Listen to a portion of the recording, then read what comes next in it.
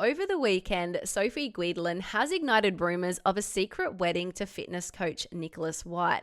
Now, the couple only hard launched their relationship a few weeks ago, and she has hinted in a YouTube video that the pair are now married. So in this video, while she was showing off her bodybuilding trophies, she casually referred to Nicholas as her husband. Let's throw to the clip. Do you want mine? I can put your name on it. You could have Best Husband of the Year 2024. I could put your name on it and then I'd engrave it like a little bikini girl. The breadcrumbing around this apparent marriage is next level because it appears like Sophie is wearing a wedding band in this vision. And in other vision on her Instagram story, she is showing off her left hand with what appears to be a ring on it as well. She is making no secret about this marriage. Nicholas was also wearing a matching wedding band in another Instagram story. So it's almost like they are trying to get everyone's attention. It's funny how whenever there's an influencer relationship that's in the spotlight, you actually see the influencer's hand so much. Yeah. I'm just thinking about Tammy Hembrow in every reel and every Instagram story.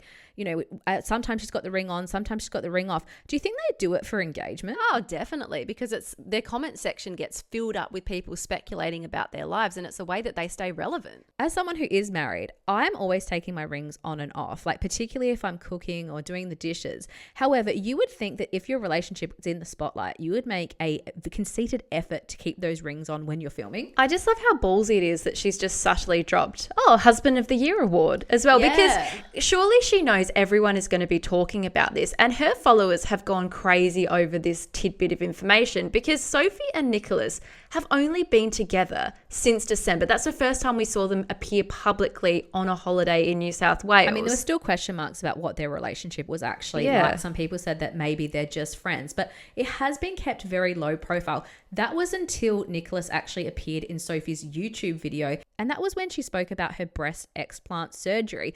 However, he was seen, like his hand was seen passing her over flowers. It wasn't like it was a big hard launch of his face. However, of course, all her followers have gone and found out who he is on Instagram. Well, because anytime these influencers, they try and soft launch with the boyfriend's hand just appearing in the video, they always have these really distinctive tattoos. And it's so easy for the followers to go and find out who the guy is. Now, if this is true, it is rather interesting timing because it comes 13 months after Sophie ended her marriage to Gold Coast dentist Dr. Andrew. Now, the couple separated after just 4 months of marriage under very difficult and sad terms. So this was after their daughter Pixie was sadly delivered stillborn.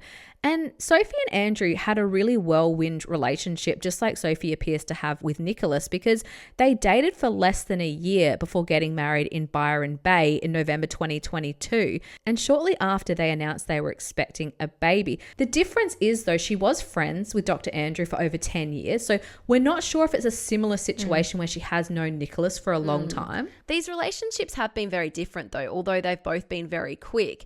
Sophie was very public about her relationship with Andrew. We saw this epic proposal that was filmed by a videographer. Well, she also monetized the wedding photos. So it was a big controversy at the time because she put them behind a paywall in order to get subscribers on Instagram. But with Nicholas, it seems like she's sort of dancing around the idea of wanting to be ultra private, but then enjoying breadcrumbing everyone in order to get engagement on her YouTube channel. But maybe that's why she has just subtly dropped it, because of all the backlash she copped last time for monetizing it. I mean, if you look at it then. But if you look at her strategy, it's been to be a bit more real and honest on her YouTube channel. She's chosen this real doco style way now of presenting some of her. But I don't think it is real and honest, Amy, because it's more like standing back from it. Like I think it's more so she's probably got married, didn't want to share it with anybody, and now she's thought, fuck, I kind of need to mention it to my followers. I'm just going to subtly drop it, and I don't want to make this huge deal about it. I think she is making a big effort for it to seem different to the other relationship, and I think she has learned a lesson about monetizing her relationship, and she wants to be open with her audience and share Nicholas in her YouTube videos. However, she's got to do that in a way that it doesn't look like she's just trying to monetize a new life event. And I think we've seen, as we touched on before, women get very heavily judged online if they get into relationships quickly, when they get engaged. I mean, Tammy Hembrow is a complete case study for that. So I think that she's like, I'm just going to casually drop it and then I can just move on. The thing I don't understand is, why do you have to rush into getting married though? Like, if there's so much speculation about it, why don't you just see how things go? I mean, again, it hasn't been confirmed that they are actually married, but the rumor mill really went into overdrive when Amber from Influencer Update shared on Friday night that an acquaintance of Nicholas reached out to her saying that the couple got married overseas. And if this news is legit, this is Sophie's 4th marriage. So she actually grew up as a Jehovah's Witness and she got married really young. And she also married Nathan Wallace in 2015 and, of course, Andrew in 2022. So I just don't understand what the rush is. Maybe it's just at a point where that's just the natural progression for each of her relationships. I mean, maybe once you've been married 3 or 4 times, it's kind of like, well, this is just what we do when I feel serious, I'm in love. I wonder if it has anything to do with the personality type that become influencers, because you look at Tammy Hembrow and she's had so many engagements and there's lots of other influencers who've been married multiple times.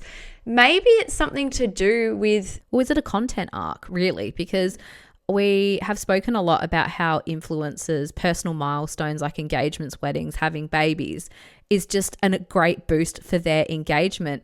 So maybe it's just like they look at their lives like with story arcs and think, okay, so I've just got out of that marriage 13 months ago. So if I get into this other one, people are going to be really excited and want to hear what I've got to say and be engaged with what I'm talking about. I think it's also because they have a disposable income. To them, it's not a big deal to save up for a wedding. I mean, this divorce seems to have just gone through. It takes, quite a while for a divorce to come through. I can't even imagine the logistics of planning a divorce and then another wedding. Well, I don't think you have to plan much for a divorce. But you've still got the mental load of having to lodge it and go through all of that upset. And then you've already got over that marriage and you're already into another one. But even in quotations, normal life, I've never really heard of someone getting married so often and so quickly. Like, it does seem to be either you're a celebrity, like celebrities seem to do this a lot, or influencers. People are calling her the Elizabeth Taylor of the influencer world at the moment.